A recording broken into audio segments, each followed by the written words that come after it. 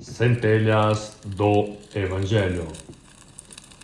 A centelha de hoje fala de Jesus incentivava material apóstata. Vídeo número 30. Uma produção Torre Smo.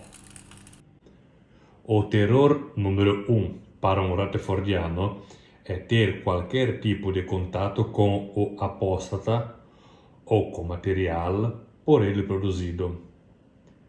Vamos passar por cima do real significado do termo apostasia, do qual deriva o termo apóstata, porque esse tema merece um vídeo à parte.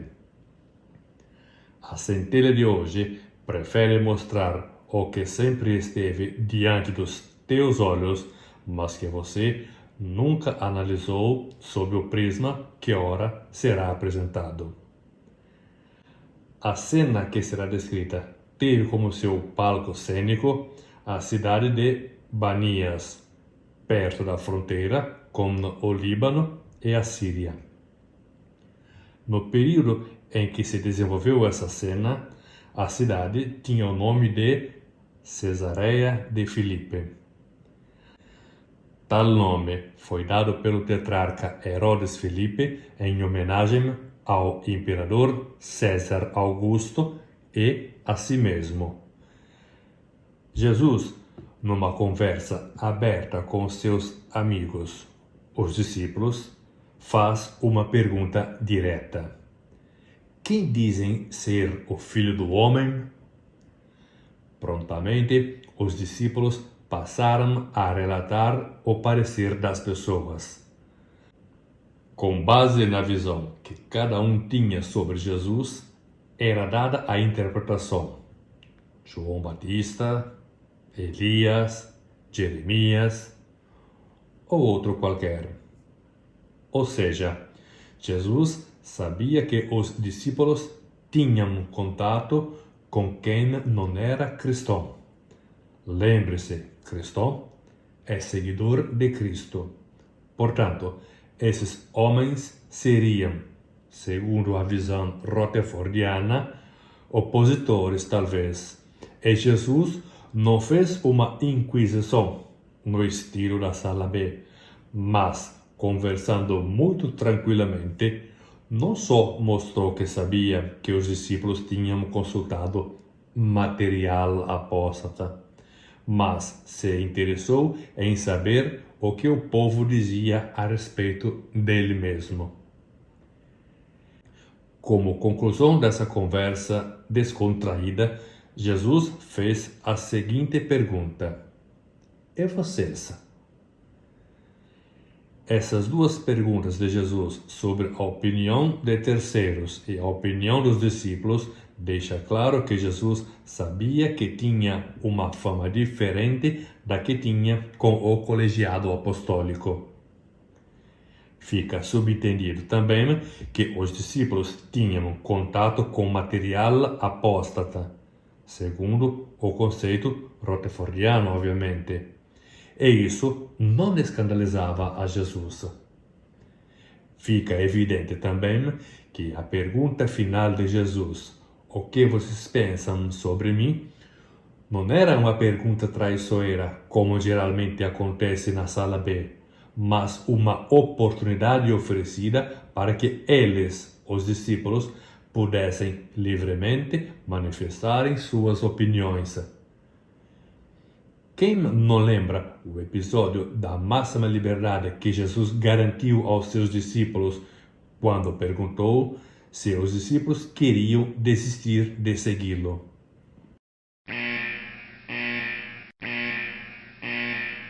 Pedro respondeu a Jesus que não tinha outro mestre que tinha palavras de vida eterna senão ele. Pedro se dirigiu a Jesus e não a uma instituição, que inclusive não existia nos tempos de Jesus.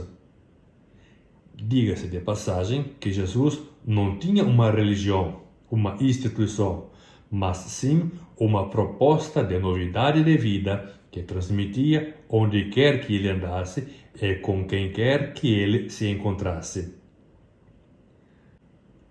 A transparência de Jesus e do seu ministério era tão nítida e coerente que ele não temia que os discípulos se confrontassem com outras opiniões, outros pareceres. Por outro lado, ele sempre deu a máxima liberdade aos seus seguidores de avaliarem a sua proposta e decidirem autonomamente se queriam ou não acolher a sua proposta. Se a tua instituição proíbe a você de saber o que pensam ou o que sabem sobre a prática da tua religião, você deveria, no mínimo, desconfiar do porquê ela sente esse terror de ser confrontada. Você já fez caso que a Torre sempre fala mal dos apóstatas, mas nunca teve a capacidade de provar que o que eles dizem são mentiras? Um pequeno exemplo. Você sabia que a Suprema Corte da Austrália convocou e interrogou o Sr. Geoffrey Jackson, membro do corpo governante das Testemunhas de Jeová, porque a Bethel australiana continha em seus arquivos mais de 1000 casos de abuso físico, psicológico e emocional envolvendo crianças? Você leu nas publicações da Torre, por acaso, que o corpo governante disse que era mentira dos apóstatas? O corpo governante tem como desmentir tais acusações? Toda e qualquer religião, quando passa por problemas graves, os líderes religiosos pedem às suas comunidades de orarem porque se sentem atacados e injustiçados. Por que o corpo governante não anunciou que teria essa audiência e que se pedisse que orasse por um dos seus líderes para que Jeová não permitisse que fossem injustiçados caso as acusações fossem infundadas? Não é o que ela anda fazendo ultimamente no Brasil pelo pleito do tratamento alternativo ao uso do sangue? Por que tal notícia nunca apareceu em Notícias do Mundo no site oficial jw.org? Onde está aquele senso de família, de pertencimento? Se um pai de família espiritual esconde dos seus membros a real situação no qual estão versando, um motivo deve ter, não? Como se sentir seguro e protegido por um pai espiritual que não revela os perigos da estrada que estão trilhando? Como estar sob a sua proteção? Isso vale para qualquer religião. No caso da pergunta aos discípulos, que teriam consultado material apóstata segundo os cânones da Torre, Jesus não só não se importa que se façam pesquisas, ele procura saber qual o resultado das pesquisas e só depois ele pergunta a todos e elogia diretamente a Pedro, dizendo que ele não tinha aprendido isso nem mesmo de um único homem, imagina de 9 americanos. Você não acha que passou da hora de você analisar sobre as tuas crenças? Que medo você tem de descobrir que o buraco é mais embaixo? Esse vídeo termina relembrando um episódio bíblico, deixando um versículo para a reflexão final. Tomé pediu provas da ressurreição e Jesus deu sem o julgar como apóstata.